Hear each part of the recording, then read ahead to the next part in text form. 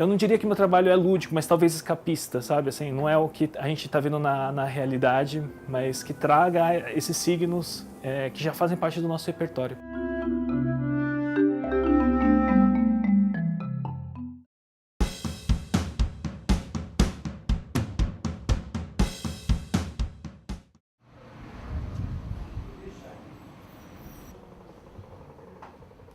Eu estou trabalhando para uma exposição, para uma individual, e estou bem em fase de produção mesmo, assim, de produção forte. Eu parto geralmente de desenhos, então eu começo pensando nos desenhos, e esses desenhos que vão virar o objeto tridimensional. Então, quando eu penso no desenho, na verdade, quando eu começo a desenhar, eu já imagino como ele será tridimensionalmente, e daí também todos os problemas que vão ter durante a feitura e tudo.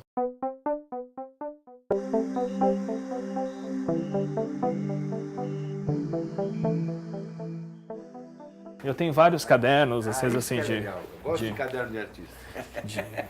de desenhos, que, por exemplo, eu já... Vamos por aqui em cima, a gente pode ir vendo. Eu já penso nas formas, às vezes, assim, são bem rascunhos mesmo, assim, rascunhos ruins.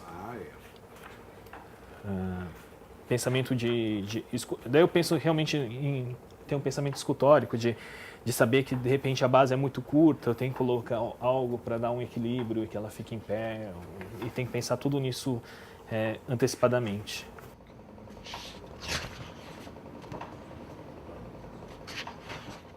Eu tenho um problema com desenho, porque desenho para mim é um exercício, na verdade, é um exercício de eu conseguir visualizar o que vai ser feito depois. Então, dificilmente eu considero muito como um objeto, um trabalho de arte, o desenho. Eu trabalho mais como um rascunho. Eu sou bem nerd, assim, então eu também, assim, eu acho que eu sou de uma geração que foi muito influenciado por imagens mesmo, assim, imagem de videoclipe, imagem de quadrinhos, imagens de desenhos animados. Então, dessa forma, acaba tudo fazendo parte dessa construção. E essas são coleções que são... Na verdade, são referências, assim, coleções, são objetos que eu acabo pensando muito em forma tridimensional, eu acabo trazendo isso para cá para ficar de referência.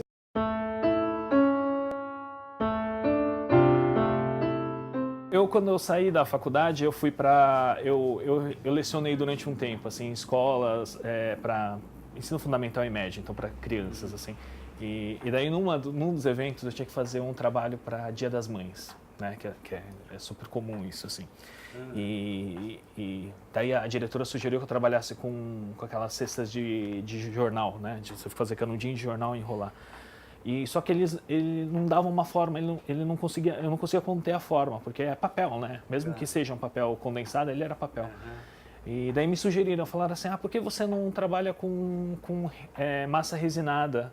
Né? Que essa massa, na verdade, que eu uso, ela é usada para conserto de automóveis, assim. Então, quando você amassa o automóvel e eles querem deixar liso, eles passam essa massa, que é uma massa plástica. E foi daí oportuno para o mundo contemporâneo. E foi daí que surgiu, assim, quando eu vi o resultado daquilo, assim, que eu conseguia uma plasticidade e uma relativa resistência com aquele material, eu falei, por que não fazer as minhas esculturas com esse material? E foi daí que eu fui pesquisar e meio que me aprofundei um pouco. Eu achava assim que... Eu nunca achei que eu queria uma técnica, mas que eu não tive um ensinamento, ninguém me explicou como fazer, foi meio instintivo, assim. E depois eu descobri que muita gente faz dessa forma, assim, que eu uso. Mas foi bem instintivo mesmo, assim, de buscar o material, ler os componentes e como ela ia reagir e trabalhar dessa forma, assim. E a tinta é uma tinta industrial? Que tinta é essa? É uma tinta automotiva.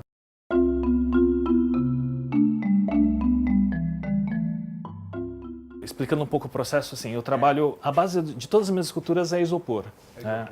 Então, eu modelo o isopor até chegar na forma básica da escultura. Aqui, na verdade, é assim, daí eu tenho que isolar ela porque como ela é sobreposta com fibra de vidro e a fibra de vidro ela corrói o isopor, então eu tenho que dar uma forma de isolar, então por isso que eu passo fita crepe nela inteira. E daí eu venho com a fibra de vidro e depois eu venho com uma massa, que é uma massa resinada, em que eu consigo lixar. Então eu vou aplicando a massa e lixando até conseguir o acabamento polido que ele tem. Ah, entendi. Então vamos para entender. Tá. Essa é a primeira momento. É o primeiro momento. Aí o segundo momento seria o quê? Eu tenho ali, deixa eu pegar aqui, que eu revisto ela com fibra de vidro daí.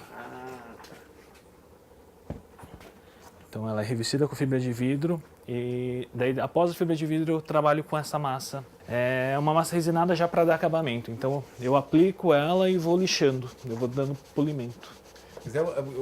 O teu trabalho ele é todo, ele tem um caráter artesanal e... Sim, super manual, assim. Mas eu tento buscar uma característica quase que industrial nela, assim.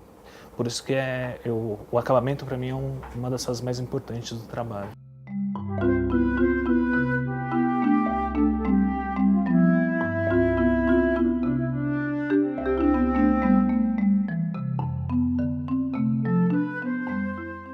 Ausência de olhos, né? Eu tinha pensado, porque quando eu pensei na história da escultura, eu fui buscar isso um pouco na história da escultura antiga, em que as obras eram feitas com olhos de madrepérola, elas não resistiam tanto quanto o mármore. Então, a maioria das esculturas elas ficavam com os olhos vazados, sem olhos.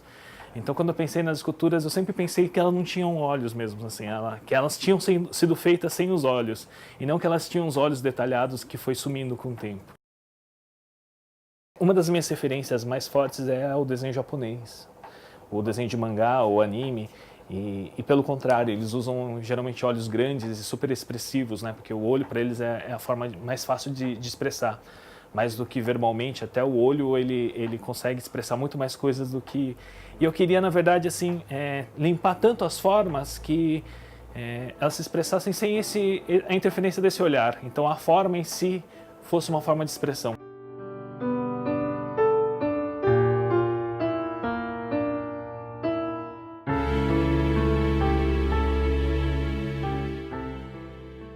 Isso também foi um estudo também desses desenhos japoneses que eles usam que chamam de super deformação, que assim, umas cabeças muito grandes, um corpo muito pequeno, e que remete muito a cartoon, a história em quadrinhos e tudo mais, eu acho que e que foge de um naturalismo. Então eu extrapolo essa questão para elas não serem reconhecidas como algo real. Então o meu coelho ele nunca vai ser um coelho de verdade, é um coelho animado, é um coelho de desenho animado. Ele não é um coelho próximo ao que a gente encontra na natureza. Então eu busco essas formas, essas deformações, para que eu consiga remeter a esse outro universo que não é um universo real, assim.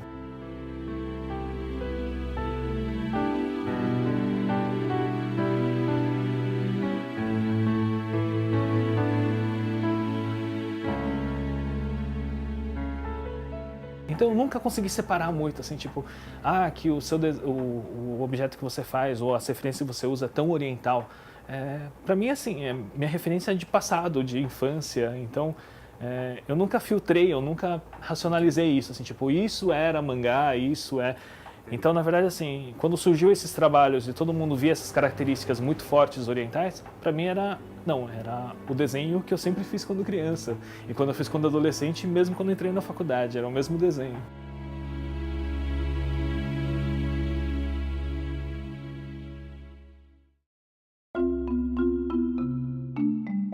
Conceitualmente, quando eu comecei a pensar no meu trabalho, eu pensei numa coisa que é muito característica do desenho japonês.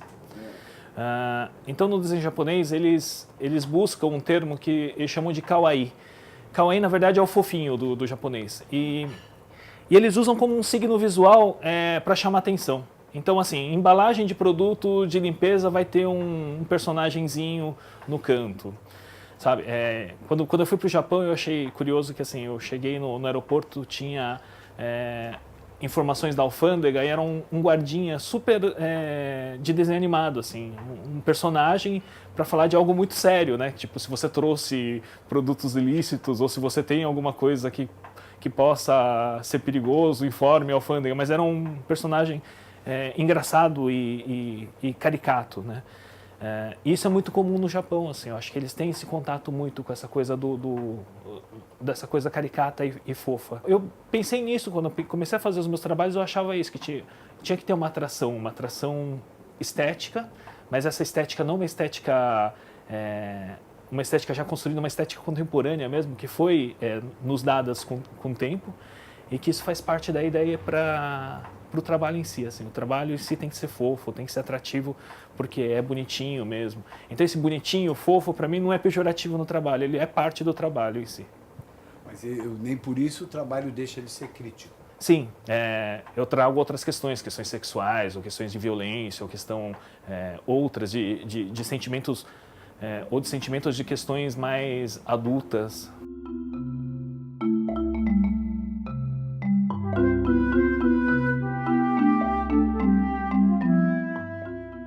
Raramente ela é muito doce, assim, sempre tem, ela é agridoce, sabe?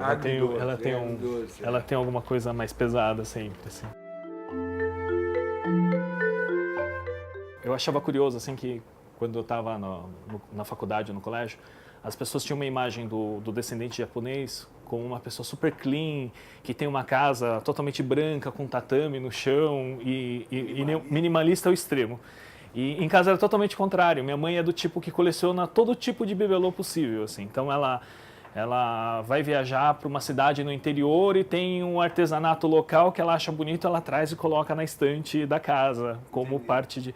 Então esses bibelôs, na verdade, como são produtos industrializados e comercializados e tem essa característica, eu pensei em trazer isso para a arte, assim, agigantando, mudando as dimensões e também as formas, as cores, sem me preocupar muito com essa questão, assim. Porque eu sei que às vezes talvez é muito difícil conviver com um trabalho amarelo, gritante num canto de uma sala, mas para mim isso é o trabalho em si, eu não posso abdicar disso, assim.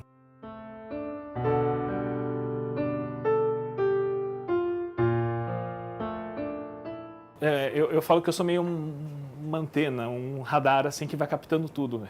De repente eu estou andando na rua e vejo uma pessoa com uma roupa diferente, que de repente isso me lembre uma forma escultórica mesmo, assim, eu acho que eu acabo trazendo para o trabalho, assim. Então eu acabo captando muitas coisas, mesmo do cotidiano, assim, e acabo trazendo para o trabalho. Você é um pesquisador de formas mesmo. Talvez, de forma, mas também assim, por essa questão também, assim, quando alguém fala assim, ai que fofo, meu olhar vai em direção àquilo, buscando, tipo, e quanto aquilo pode fazer parte do meu trabalho.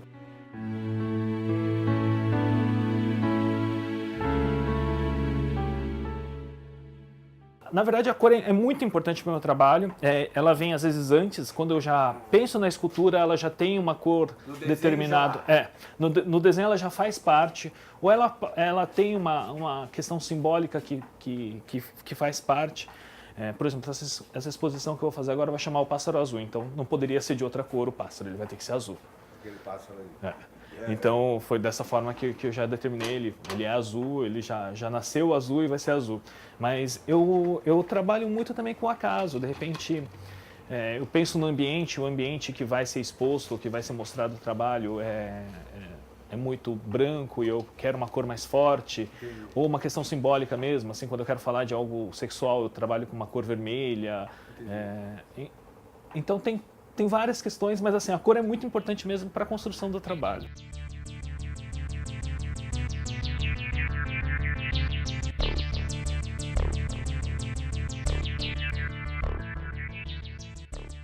Todo esse universo faz parte. A canetinha, a cor da canetinha para mim também é uma cor interessante para a escultura. Isso. E aí quando mas também você leva em consideração as possibilidades que o universo industrial te dá também. Também. Tanto é que assim, a minha pesquisa ela não acaba aqui na forma, né? Depois daqui, assim, eu terceirizo a pintura, mas a pintura eu vou atrás mesmo com o pintor de descobrir materiais novos. É uma pesquisa mesmo, de você ir atrás, que possibilidade ela te dá, Entendi. como eu vou trabalhar, que cor eu consigo nela. Bacana. Então, Aí, alguns saíram do papel, outros não, né? Alguns sim, outros não. Então tem muita... Inclusive esse assim, para ilustrar, né? A gente pensa na forma e de repente ele vira mesmo, ele vira um trabalho mesmo, assim, que é o que a gente acaba... Ele é meio que ele surgiu num desenho, mas ele vira um objeto real.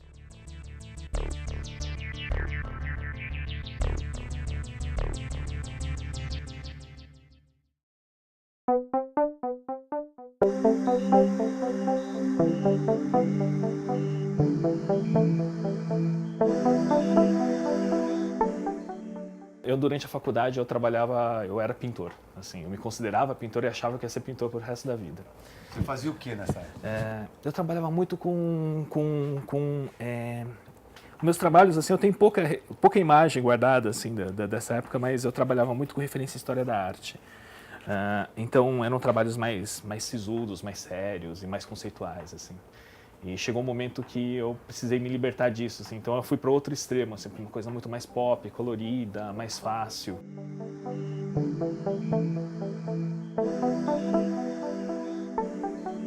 Eu sempre gostei muito de pintar, então eu sempre sentia falta da pintura. Entendi. Então chegou um momento em que isso surgiu porque assim, eu fui fazer uma residência fora. Onde você foi? Eu fui para a França, uma bolsa na CT, uma bolsa da FAP, e o ateliê da FAP era de pintura. Então eu não podia lixar, eu não podia usar nada do material que eu usava. E daí eu fui achando, na verdade, eu achei como alternativa eu criar uma pintura, voltar para a pintura, mas uma pintura com características do meu trabalho mesmo atual, assim, da época, assim. Então o que eu pensei que eu sou construtor de objetos que têm característica infantil, mas é um adulto fazendo um trabalho que tem características de criança. Então a ideia veio justamente disso, assim, dessas blusas que as mães criam, de formas que um adulto determina que a criança vai ter que usar. Então assim, eu vou fazer o rosto de uma menina numa blusa porque eu acho que vai agradar a menina, mas de repente não é ela que escolheu, não é ela que desenhou. Foi a mãe que criou algo para ela desse universo que também não é da mãe, né? É para a criança. Quer dizer, é o adulto criando o universo infantil. Isso, exatamente. Daí foi isso que eu pensei. E eu pensei muito nessa questão dessa construção, de ser uma construção muito pensada mesmo, muito matemática. Então contar ponto por ponto e criando uma estampa através de uma coisa super pensada mesmo, assim, super racional. E aí você começou a fazer esses trabalhos. Esses trabalhos. Como? É tinta óleo. Eu, na verdade, eu faço uma grade, uma textura, e vou construindo esses pontos. Entendi. E depois eu vou colorindo os pontos e criando essa textura que lembra um tricô, um bordado, com a pintura, com a pincelada.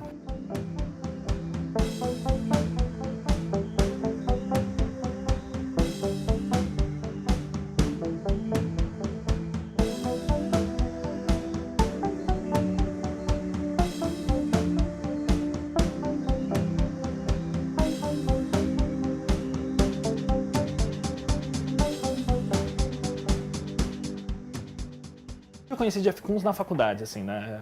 Durante as aulas a gente acaba tendo contato com a obra de Jeff Koons e esse universo kit dele também me atrai, também assim, é um pouco característico do meu trabalho também, né?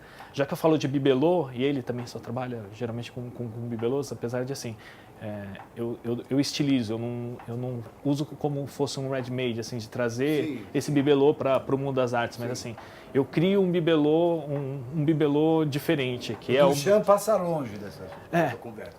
Exatamente, assim. Mas é importante, assim, eu achava assim que o universo que ele trazia tinha uma característica forte com o meu trabalho, assim.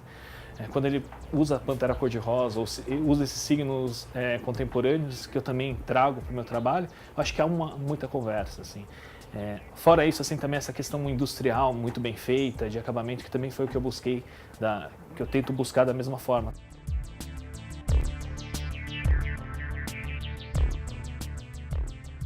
Como eu trabalho com o universo pop e muito colorido, com muitas referências contemporâneas, eu também penso nisso quando eu vou nomear, e eu acho que assim, a questão do humor e do sarcasmo no nome, para mim, faz parte desses objetos, assim. Então, o nome pode surgir quando eu estou fazendo, por exemplo, assim, eu resolvi fazer os escorridos e a imagem que eu queria era de um sorvete derretendo, então virou um ice cream.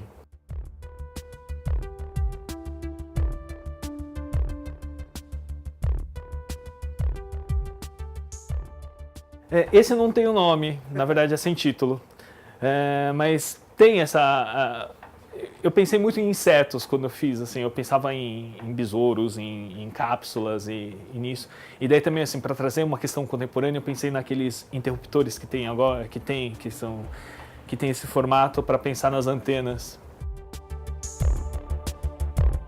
Esse já entra mais uma questão mais nerd, que tem uma palavra em japonês que chama otaku, que são as pessoas que são otaku, que são aficionados em mangás e animes e se vestem como, assim, são os cosplays. Então essa daqui chama cosplay capacete. É como se fosse, na verdade, deixasse de ser um objeto e passasse a ser, na verdade, uma vestimenta. Então como se fosse um capacete mesmo. E a pessoa, ao invés de ter um objeto escultórico, ela tem, na verdade, uma vestimenta em casa para se transformar num personagem. Um super-herói, sabe-se lá. E essa daqui, por exemplo? Eu pensei muito nessa forma dessa gola, que era uma coisa meio palhaço, meio arlequim. E às vezes, assim, o meu trabalho às vezes vem muito disso, assim. Às vezes é um detalhe que origina todo um trabalho, assim. Então, às vezes é uma orelha que me agrada, é um nariz diferente e isso acaba virando material para eu fazer uma escultura inteira, assim. E essa daqui eu chamava Tom. É super engraçado, assim, como eu cheguei nessa forma, mas eu estava assistindo Missão Impossível. Sim. E daí eu vi aquela cena impossível do Tom Cruise num penhasco pendurado, segurando numa mão só. Eu falei, não, eu tenho que fazer uma escultura com isso, porque é tão surreal quanto qualquer outra minha obra, assim. Então foi nisso que eu fiz, assim, por chama Tom, assim, ele apoiado num braço só, sustentando todo o corpo, como se fosse Tom Cruise no filme.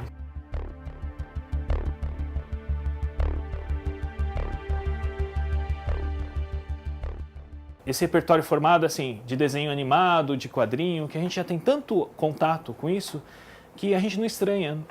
É diferente de pensar, por exemplo, assim, que Salvador Dalí fazia um elefante com umas pernas de bengala, e isso era totalmente diferente na época, e hoje você mostrar para um adolescente que vê isso, um herói de quadrinhos que voa, que tem raio laser nos olhos, então é tão comum que não é tão surreal quanto seria há tempos atrás, assim, já faz parte do nosso repertório visual. Então eu quis trabalhar com esse repertório nas minhas esculturas. Um repertório não naturalista, mas que remete a algo que a gente já viu.